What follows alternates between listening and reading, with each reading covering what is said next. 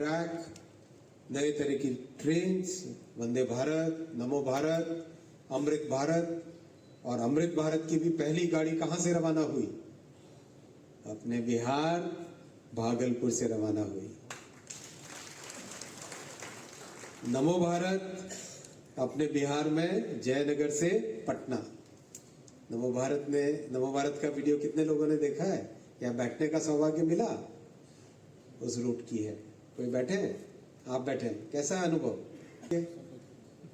कई लोग बैठे। पानी का ग्लास रखो, हिलता नहीं है। एक नए टेक्नोलॉजी लानी देश के लिए बहुत जरूरी है। ये मोदी जी का बहुत बड़ा फोकस है और बहुत ध्यान से, बारीकी से हर क्षेत्र में। डिफेंस में हमने देखा अभी ऑपरेशन सिंदूर के समय हमारे दुश्मनों के एक से एक हथियार नाकाम हो गए और आत्मनिर्भर भारत की जो तकनीकें हैं उनसे लैस भारत की सेनाएं मुंह तोड़ जवाब दिया, पाकिस्तान के एयर बेसेस को नेस्त नाबूद कर दिया। ये आत्मनिर्भर भारत की ताकत है और उसी आत्मनिर्भर भारत में जमालपुर की वर्कशॉप बहुत बड़ा रोल प्ले करेगी। ये जो एक्शन प्लान बना है, ये एक्शन प्लान जमालपुर को भारत के मानचित्र पे एक बहुत सम्मानजनक स्थान पे पहुंचा। अभी मान्यवर लल्लन सिंह जी ने बहुत महत्वपूर्ण विषय उठाया। क्या रेलवे के इंस्टीट्यूट केवल रेलवे के अधिकारियों के लिए होने चाहिए? क्या रेलवे की वर्कशॉप में केवल रेलवे के कर्मचारियों को ही ट्रेनिंग देनी चाहिए? मैं लल्लन सिंह जी आपके इस मत से पूरी तरह से सहमत हूं कि हमारे सभी नौजवान साथियों को इस ट्रेनिंग फैसिलिटी का लाभ मिलना चाहिए। आपने इस विषय को रखा, मैं आपको धन्यवाद देना चाहूंगा। और मैंने अभी अभी डीन साहब से पूछा है, डीन साहब जयकारा करे कि वर्कशॉप तक सुनाई दे। मेरे साथ बोलिए, भारत माता की, भारत माता की, वंदे वंदे वंदे वंदे वंदे। बहुत बहुत धन्यवाद। तो ये काम करने का आदरणीय प्रधानमंत्री नरेंद्र मोदी जी का और बिहार के मुख्यमंत्री माननीय नीतीश कुमार का यह काम करने का तरीका। बिहार में जो आधारभूत संरचना का निर्माण नीतीश कुमार जी ने किया है, आप सब लोग उसके गवाह हैं। मुंगेर के, जमालपुर के लोग, तारापुर के लोग उसके गवाह हैं। क्या था यहाँ? पटना से मुंगेर आने में 8 घंटा 9 घंटा लगता था। आज पटना से मुंगेर 3 से 3.5 घंटा में पहुंच जाते हैं। कल हम सुबह निकले थे पटना से 8:30 बजे, बढ़ैया आना था और 1:30 बजे हम बढ़ैया का कार्यक्रम खत्म करके पटना वापस चले। ये बिहार की उपलब्धि। तो आदरणीय प्रधानमंत्री नरेंद्र मोदी जी ने और नीतीश कुमार जी ने जो काम बिहार को विकसित करने के लिए, या प्रधानमंत्री जी ने भी जो पिछले दो बजट में जो उन्होंने बिहार को दिया है, वो आने वाले समय में बिहार का कायाकल्प करने का काम कर। माननीय रेल मंत्री जी ने भी बिहार की जो रेल की परियोजनाएं हैं उसको चुन चुन कर जो बिहार के हित को, बिहार के विकास को आगे बढ़ाएगा, बिहार के आर्थिक उन्नति को आगे बढ़ाएगा, उन सारे रेल परियोजनाओं को चुन चुनकर इन्होंने मंत्री परिषद से स्वीकृत कराया है और स्वीकृत कराने का के बाद अब उसके आगे की कार्रवाई चल रही है। तो ये है काम करने का नजरिया। तो इसलिए हम आज विशेष तौर पर आप आए, हमारे आग्रह पर आए, हम आपके शुक्रगुजार हैं, आपका अभिनंदन करते हैं। और बाकी तो आपने टीम भेजकर सर्वेक्षण करा लिया है, आपने मन बना लिया होगा कि क्या क्या काम आपको करना है, इसलिए उस पर हम कोई न चर्चा करना चाहते हैं न हम उस पर कुछ मांग रखना चाहते हैं।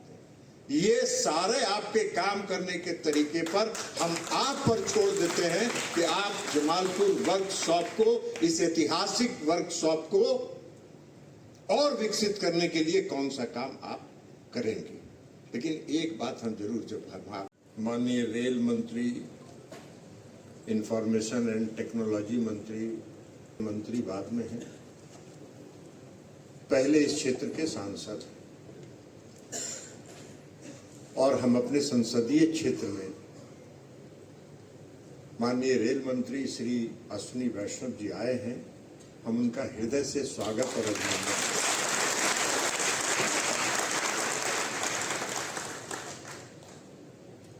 माननीय अश्विनी वैष्णव जी भारत सरकार के मंत्री हैं और मंत्री के रूप में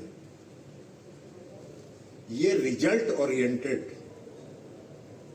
मंत्री के रूप में जाने जाते हैं। हम सब लोग इनको रिजल्ट ओरिएंटेड मंत्री के रूप में जानते हैं। जितनी सूक्ष्मता के साथ ये रेल के योजनाओं को या आईटी के योजनाओं को जितने माइक्रो लेवल पर जाके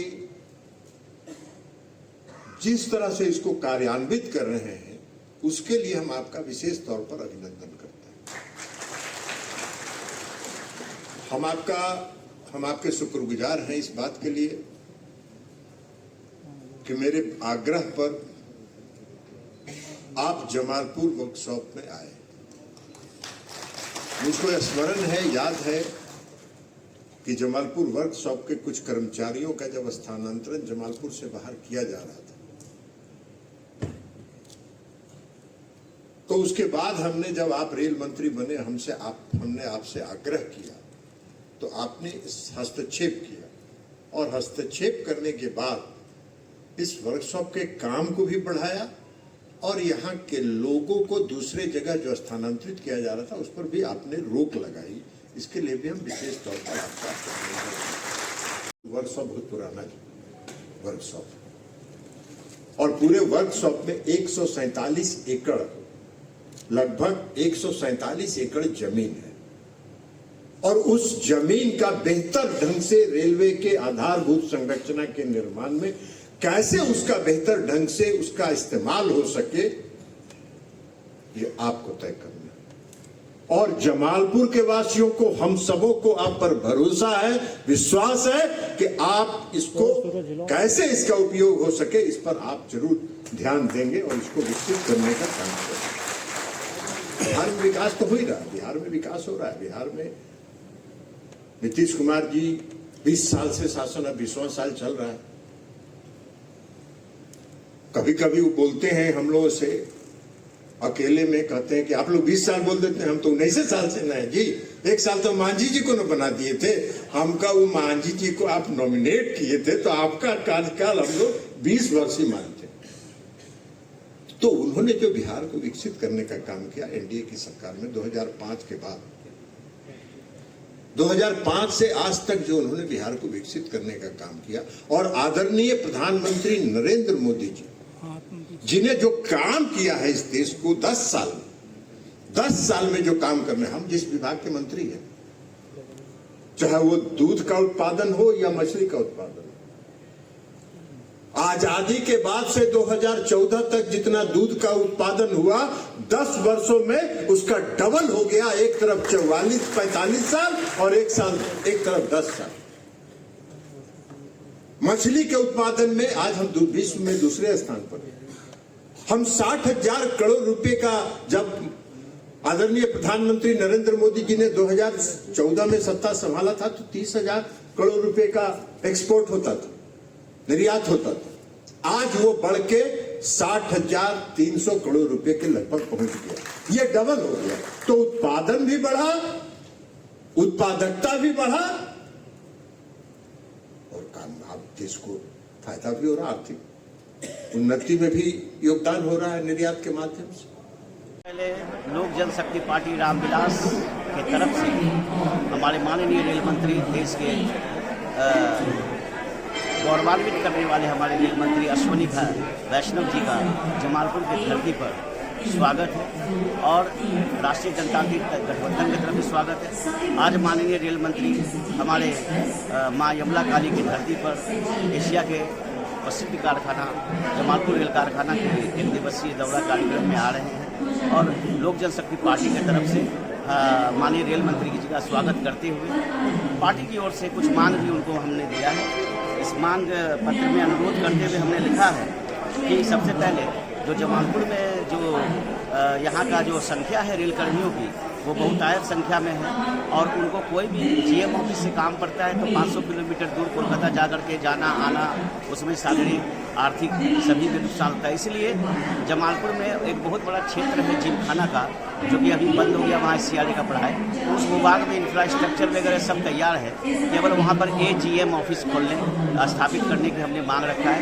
यदि एजीएम ऑफिस वहाँ खुल जाता है तो यहाँ के कर्मियों को 500 किलोमीटर दूर जाकर के काम करना नहीं पड़ेगा, बल्कि यहाँ काम हो जाएगा और रेलवे की से समय और आर्थिक बचत दोनों हो जाएगा। दूसरा हमारा मांग है कि जो यहाँ का जमालपुर रेलवे अस्पताल है, तो जमालपुर रेलवे अस्पताल एक एशिया प्रसिद्ध अस्पताल था जहाँ पर कि हर चीज़ की फैसिलिटी थी और बड़े विभाग में फैला हुआ है, लेकिन किसी कारणवश वहाँ डॉक्टरों की कमी से, अभाव से, इन सब चीज़ों की कमी से, रख रखाव मेंटेनेंस से, पार्ट्स नहीं मिलने के कारण से, उपकरण के कमी के कारण से आज वो जीर्ण शीर्ण अवस्था में है। इसलिए माननीय रेल मंत्री जी से यह विशेष रूप से आग्रह होगा कि रेलवे अस्पताल को मल्टी सुपर स्पेशलिटी एम्स के तर्ज पर दर्जा देते हुए उसका जीर्णोद्धार कराया जाए। तीसरा हमारा है यहाँ पर वर्कलोड बढ़ाने की बात है, निर्माण कारखाना यहाँ कुछ नहीं, बस यहाँ पर पीओएच का तो लोड आ ही गया है और यहाँ पर निर्माण कारखाना के तर्ज यहाँ पर रेलवे कोच जमालपुर में रेलवे कोच निर्माण का वर्कलोड दिया जाए, जिससे वर्कलोड मिलने से यहाँ पर श्रमिकों की संख्या बढ़ेगी, श्रमिकों की संख्या बढ़ने से बाजारवाद बढ़ेगा, व्यापार तरक्की करेगा और रेल क्षेत्र जमालपुर खुशहाल होगा। तीसरा हमारा मांग है कि बरौनी न्यू बरौनी तर्ज पर यहाँ भी जमालपुर जंक्शन से जिस प्रकार से बरौनी से प्लेटफॉर्म को विस्तारित कर वाइलेक तक न्यू बरौनी जंक्शन लगाया गया है, उसी प्रकार जमालपुर का प्लेटफॉर्म का विस्तारीकरण कर वाइलेक तक वहाँ विस्तारीकरण किया जाए और करने के बाद वहाँ पर न्यू जमालपुर जंक्शन स्थापित करें, जिससे कि सुल्तानगंज से लेकर कजरा तक का लाखों लोगों का वहाँ से ट्रेन पकड़ने में सुविधा और रेवेन्यू की उसका बचत हो। चौथा हमारा है कि जितने भी हमारा जमालपुर रेलवे वर्कशॉप में जितने भी बंद पड़े शॉप है जो पहले अपने उत्पादन करता था, अपना प्रोडक्शन करता था, तो जैसे नट बोल्ट हो गया, जैसे ढलाई घर हो गया, जैसे कच्चा लोहा गलाना हो गया, पीतल समापन कार्यालय, जो सब बंद पड़े शॉप है उनको पुनः चालू करवाया जाए, जिसके कारण भी आउटसोर्सिंग पर लगाम लग सके और जमालपुर में का पार्ट जो है बाहर में भी बिक सके और जमालपुर में कारखाना को रेवेन्यू प्राप्त हो सके। मैं आशा ही नहीं पूर्ण विश्वास करता हूँ कि माननीय रेल मंत्री हमारी पार्टी की तरफ से इन मांगों पर अपना विशेष कृपा करेंगे और इनको यथाशीघ्र लागू करवाने का काम करेंगे। धन्यवाद। मैं प्रमोद पासवान, जिला अध्यक्ष लोक जनशक्ति पार्टी रामविलास मुंगेर, सह सांसद प्रतिनिधि तारापुर विधानसभा क्षेत्र जमुई लोकसभा।